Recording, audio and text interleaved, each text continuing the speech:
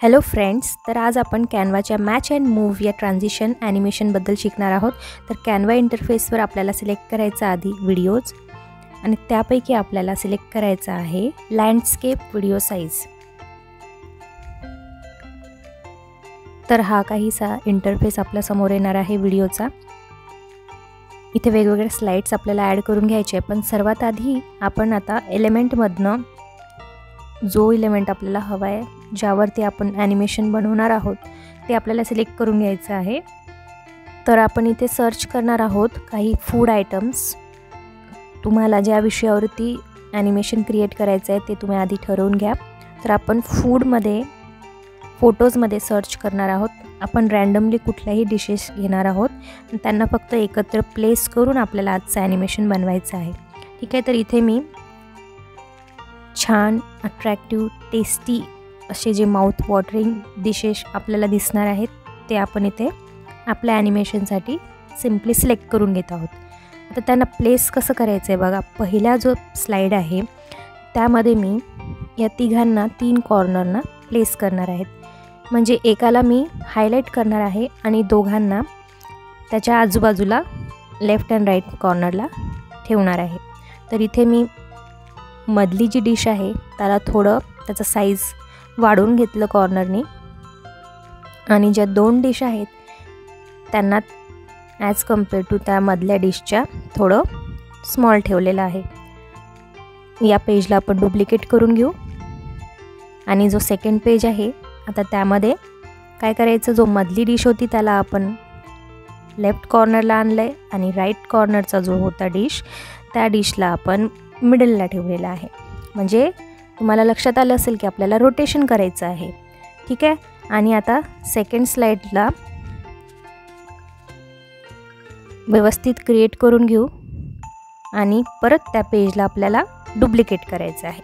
ती प्रोसेस आपल्याला रिपीट करायची आहे. आता इथे काय होणार, जी मधली डिश होती ती जाणार कॉर्नरला आणि कॉर्नरची डिश येणार मध्ये. म्हणजे तिन्ही डिशेसना मध्ये येण्याचा चान्स मिळतोय. कॉर्नरनी त्यांना साईज व्यवस्थित ॲडजस्ट करून घ्यायचं आहे.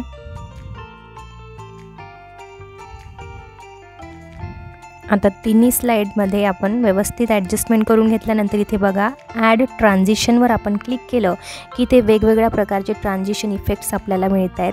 त्यापैकी आपण घेणार आहोत the famous match and move आणि त्याचं ड्युरेशन आपण वाढवून घेऊया.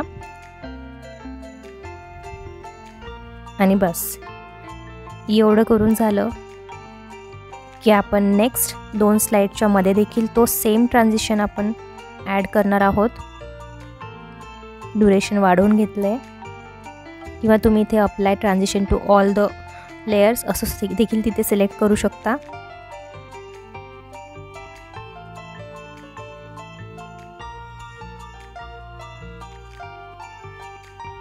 आणि आपण या स्लाइड्सना कलर देखील देऊ शकतो बॅकग्राऊंडला.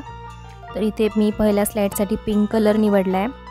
दुसऱ्या स्लाईडसाठी आपण तसाच एक छानसा कलर निवडून घेऊ. लेट्स से येलो कलर घेतला आहे आपण. त्यानंतर तिसऱ्यासाठी मी हा रंग निवडलेला आहे.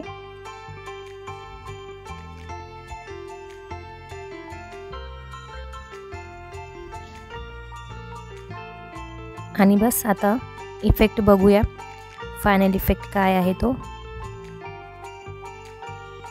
प्ले करून बघूया. तर बघा हा एकदम सिंपल आणि बेसिक ॲनिमेशन आपण क्रिएट केलेला आहे. तुम्ही बघू शकता एकदम सिंपल मॅच अँड मूव्ह या ट्रान्झिशनला सिलेक्ट केलं की आपलं एकदम बेसिक ॲनिमेशन क्रिएट होणार आहे, पण तितकाच तो छान इफेक्टिव्हसुद्धा दिसणार आहे. आता दुसरं एक एक्झाम्पल घेऊन बघूया. इथे मी सिलेक्ट करते पास्ता. कुठल्याही बिझनेसचे प्रोडक्टचं ॲडव्हर्टाइजमेंट करण्यासाठी या ॲनिमेशनचा खूप सुंदररित्या उपयोग केला जाऊ शकतो. तर इथे मी आता डिश निवडून घेतली आहे. त्यात आपण टेक्स्ट ॲड करणार आहोत. 2 टेक्स्ट ॲड करायचे आहेत मला. एक लिहिलं आहे मी यम्मी आणि दुसरं टेक्स्ट असणार आहे डिशचं नाव म्हणजेच पास्ता. ठीक आहे. आता या टेक्स्टना आपण डिशच्या मागे पाठवणार आहोत. त्याला आपण पोझिशन करणार आहोत टू बॅक. डिशला आपल्याला समोर ठेवायचं आहे. आणि यांचं फॉन्ट आपल्याला चेंज करता येईल. कुठलाही फॉन्ट आपण घेऊ शकतो.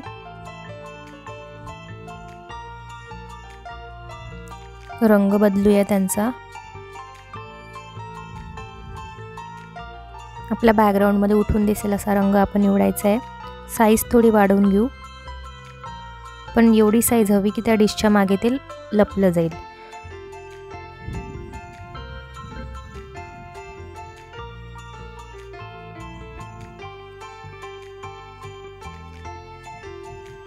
व्यवस्थित प्लेस करून घेऊया मिडलला.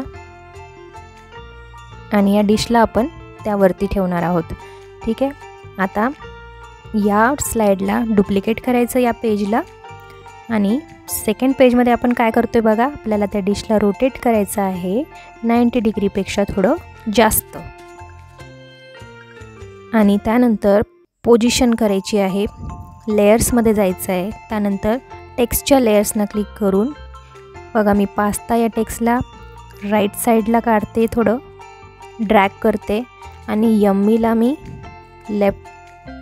लेफ्ट साईडला ड्रॅग करते.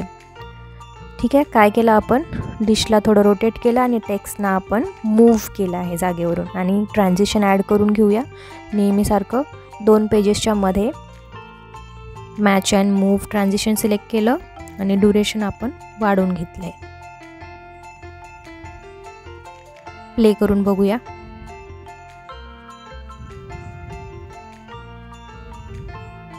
परफेक्ट. बघू शकता तुम्ही. आता जर हे जे टेक्स्ट आहे जसे बाहेर आलेत त्यांना जर तुम्हाला परत मध्ये पाठवायचं असेल तर त्यासाठी काय करायचं आहे, पहिल्या पेजला आपण डुप्लिकेट करून घ्यायचं आहे आणि त्या पेजला आपण 3rd नंबरवर ठेवणार आहोत. ठीक आहे.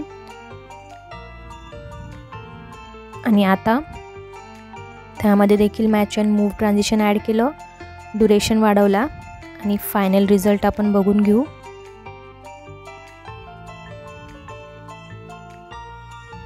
बाहेर आलेत टेक्स्ट आणि परत मध्ये गेलेत. ठीक आहे. तर हा होता दुसरा प्रकार.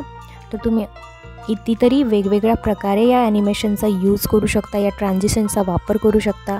जर तुम्हाला आजचा व्हिडिओ छान वाटला असेल तर मी येणाऱ्या व्हिडिओजमध्ये आणखीन वेगवेगळ्या प्रकारचं ॲनिमेशन तुम्हाला सिम्पल स्टेप्समध्ये सांगणार आहे. तर फायनल रिझल्ट आहे आपला बघा. आपण आज 2 प्रकारचे ट्रान्झिशन म्हणजे एका ट्रान्झिशनचे 2 प्रकार बघितले आहेत आपण वेगवेगळ्या एक्झाम्पल्समध्ये. आणि या प्रकारचं ॲनिमेशन करून तुम्ही तुमच्या प्रोडक्टला खूप सुंदररित्या ॲडव्हर्टाइजमेंट करू शकता. Thanks for watching.